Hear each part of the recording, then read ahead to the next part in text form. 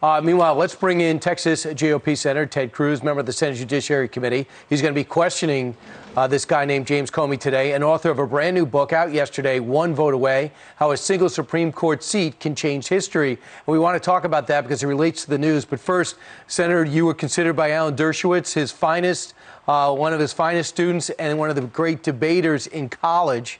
And you did a real good job, strong job with the president. How do you think the president did last night? How do you think Joe Biden did last night? Well, I thought it was a raucous debate. You know, it kind of reminded me of Detroit Pistons basketball in the 90s, where there were a lot of hard fouls, there were a lot of missed shots. But at the end of the day, I doubt the debate changed the election in any fundamental way. I think if you started the debate with Trump, you're still with him. If you started the debate with Biden, you're still with them. They both had good moments. I think the president's strongest moment was actually, you played that clip just a minute ago, was when he made the point on the shutdown, that Joe Biden wants to shut down the economy, shut down small businesses, take away people's jobs, shut down schools, and President Trump is fighting to open up the economy and get people back to work. I think that was a very good moment, and Biden didn't have a very good response to that. Well, you've got the brand new book about the Supreme Court, and, you know, Chris Wallace asked Joe Biden a question that he has refused to answer thus far. We all figured that last night would be the night we would finally get an answer. It's just a yes or no answer. Did we get it? Let's watch. Will he pack the court? Willing to tell the American people tonight whether or not you will support either ending the filibuster or packing the court. Whatever position I take on that, that'll become the issue. The issue is the American people should speak. You should go out and vote. You're in voting now. Vote and let your senators know how strongly you feel. Vote now. Are you going to pack the court? Make sure you, in fact, let people know you're a senator. I'm not going to answer the question. Why would you answer that because question? The question is, the question is, Justice, radical left. Will you shut up, man? Listen, who is on your list, Joe? Who's on your list? Gentlemen, I think this is so unprecedented. He's going to pack the court. We have not going to give a list. And Senator, ultimately, he was in a pickle, because if he said, I'm going to pack the court, he's going to make his left wing very happy. But at the same time, if he says, I won't pack the court, he's going to anger them. Well, listen, his answer to both of those questions is hell yes. And he's just afraid to tell the voters. So he's trying to hide. If the Democrats take power, if you have Biden, Schumer, and Pelosi, within the first couple of weeks, they'll end the filibuster. That is 100%. I serve with these Democrats. That's what they're ready to do, and Biden will enthusiastically cheer them on. On packing the court, if they get power, they will try to pack the court. Their base demands it.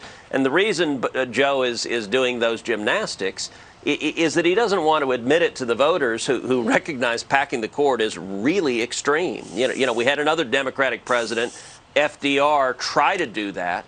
And his own party bucked him and said, no, we're not going to do that.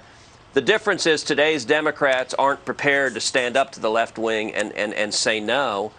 And, you know, this issue goes really to what I think is the most important issue in this election, which is the Supreme Court and the Constitution and Bill of Rights. It's why I've written this book, One Vote Away, and it focuses on the major constitutional issues that are before the court. Each chapter is a different Bill of Rights, is a different fundamental liberty. So there's a chapter on free speech, a chapter on the Second Amendment, a chapter on religious liberty, and it tells war stories from the inside. Before I was in the Senate, I was a Supreme Court litigator, so I try to bring readers inside to understand what's going on at the court.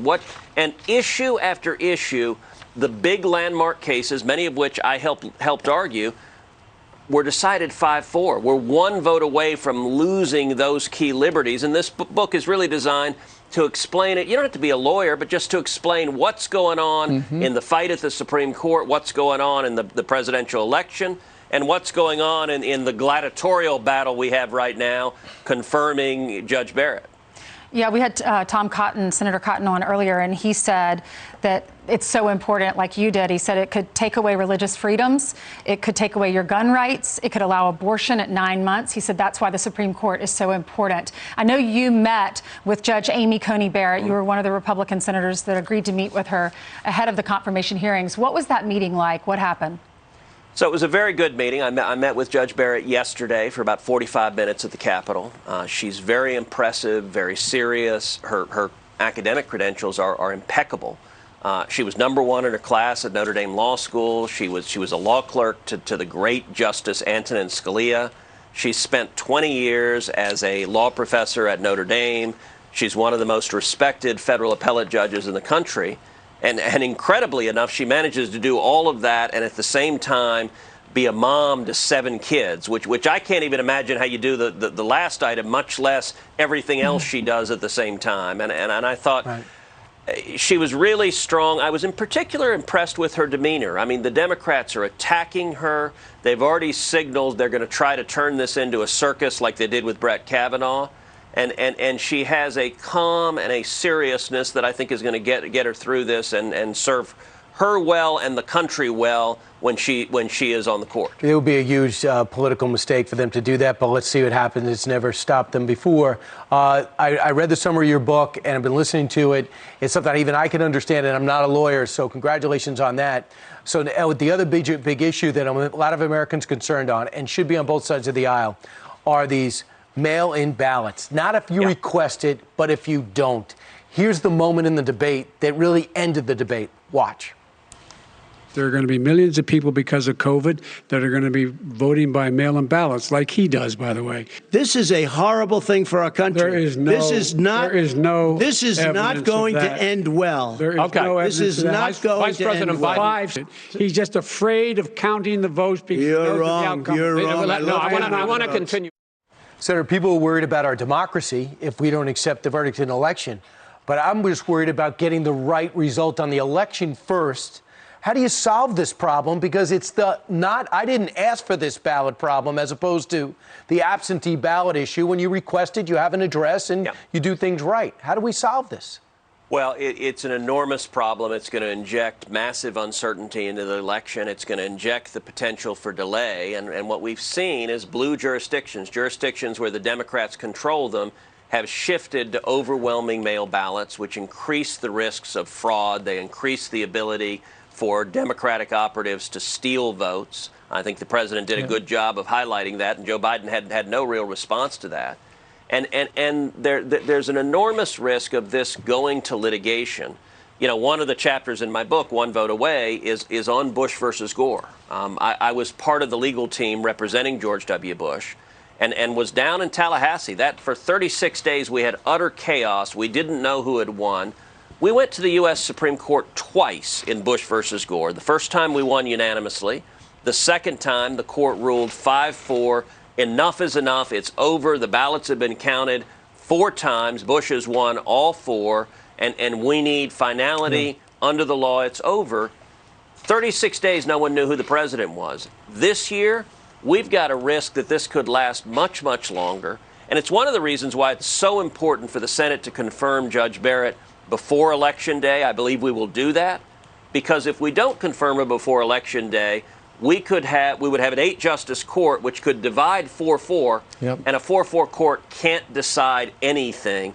That would create a constitutional crisis. We have a responsibility to make sure there's a functioning 9-justice Supreme Court that can resolve any election disputes and try to get through the chaos and uncertainty that we may see in this election. There certainly could be the case.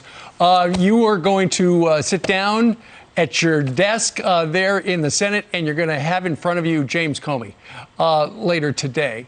What is the one question you want to ask him, and what do you want to hear him say? Well, I'm not going to preview the exact questions I'm going to ask, but I will say this. James Comey was part of and a leader of the deep politicization of the FBI and the Department of Justice and Intelligence under Barack Obama and Joe Biden. It's one of the most shameful legacies.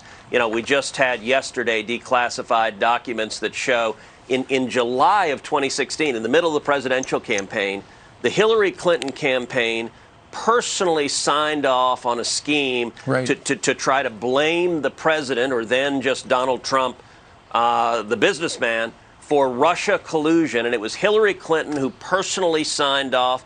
Barack Obama was directly briefed on it. And James Comey was right at the middle of turning DOJ and the FBI into an oppo research and attack dog for the Democrats. And there's been no accountability yet.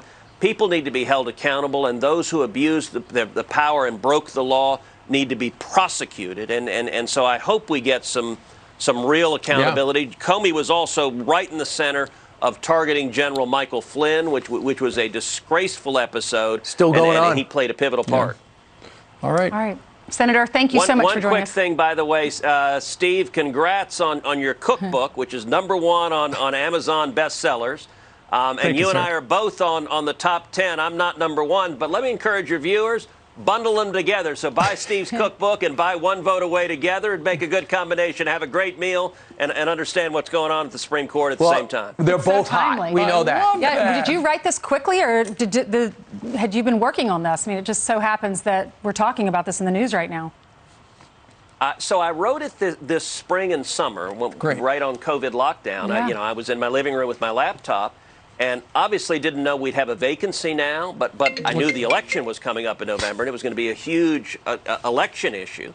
Right. And then the timing. Okay. Once the vacancy happened, we were actually supposed to have the book come out next week, but we moved it forward because it is Smart. so relevant to what's happening right now. Go get him, Senator. Thanks.